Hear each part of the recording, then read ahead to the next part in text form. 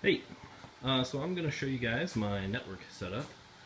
So we're in the garage here, the water heater sitting there, and there's this hole behind the wall.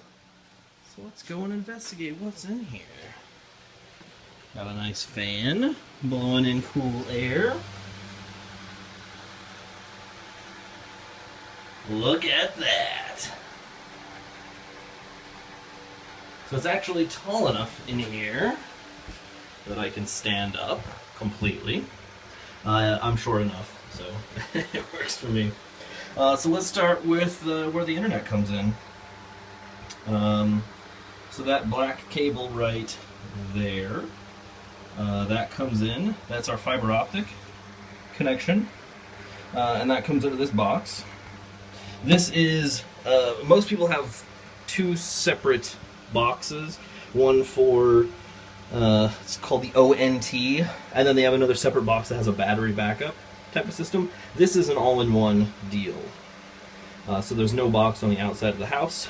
It's just fiber all the way in and goes right here. This little box then spits out two wires. This is two cables here. There's a power cable over here, this black one. So the yellow is gigabit Ethernet, and the white one is the coax. The coax handles the digital television, and it also has internet access on it for most situations. I've switched mine over to use the Ethernet though. So let's follow that coax, white coax, to the splitter. You'll notice this is like the only cable setup that's not sort of nicely done like the cables over here. And that's because most of this is going to go away in a bit. But anyway, so we go to a normal coax three-way splitter. This one goes off to television in the living room. And then these two guys split and come up here. So I've got a little shelf here. See if I can get back far enough you can see it. So on the left side here, this is it's called an HD Home Run Prime. And this is a digital cable tuner. So I have a cable card right there. And the coax goes in, and power, and then this actually gives me distributed cable tuner from anywhere in the house. So I have three tuners, so I can sit on my computer and watch TV.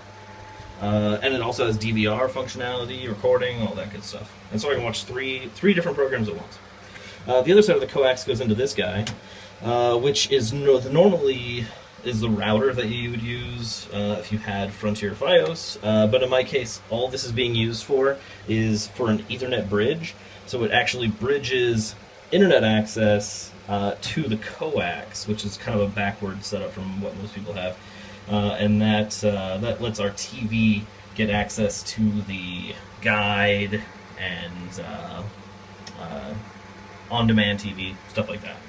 And then both of these guys have Ethernet connections, and they go up to this box right here. And this box is the main switch. It's a 24-port. Let's see if I can move this out of the way.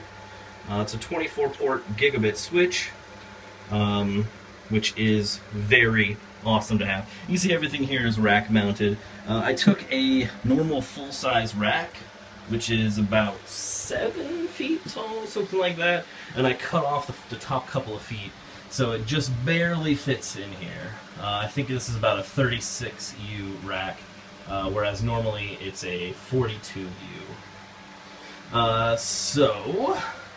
This box down here, this is just a power conditioner. Basically just, same thing as a surge protector, but all of the ports are on the back. This is the actual real router that we use right here.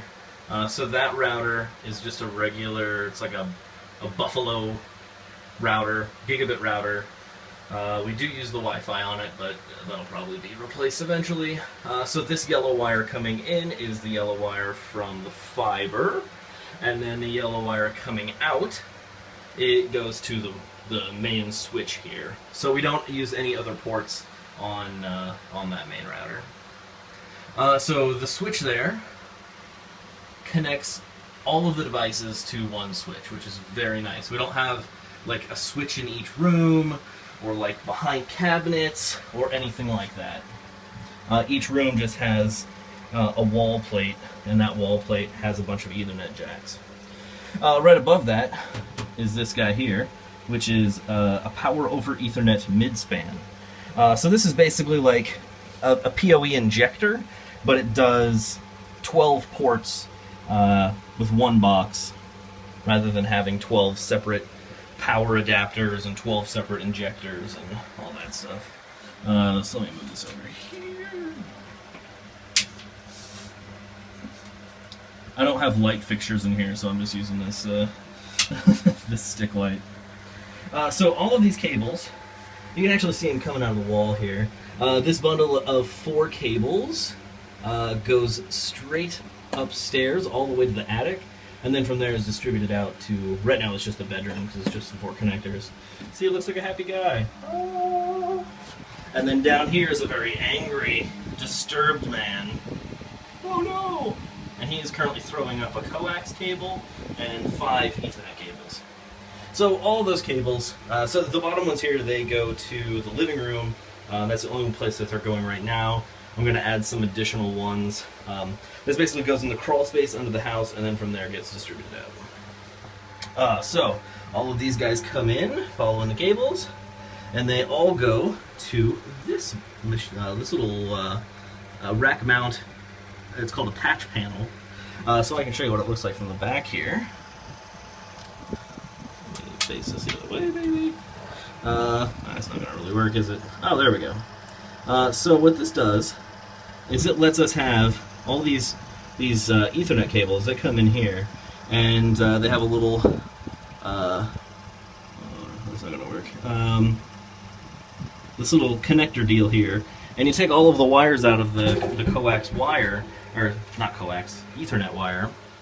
Cat 6 in this case, goes to basically a port, and then from there you've got just a regular Ethernet jack, and so you can plug it in, and then this goes to your switch or your midspan or whatever you have. So most of these are not hooked up at the moment; they're just sort of there as placeholder. The first 5 that goes to the living room, and the last 4 that goes to the bedroom. And then right now nothing is on the midspan. The reason I got the midspan is because I'm planning on having, well, I already have a bunch of security cameras that use power over Ethernet. So I will use those. It's much easier. So yeah, that's my setup. It's pretty cool.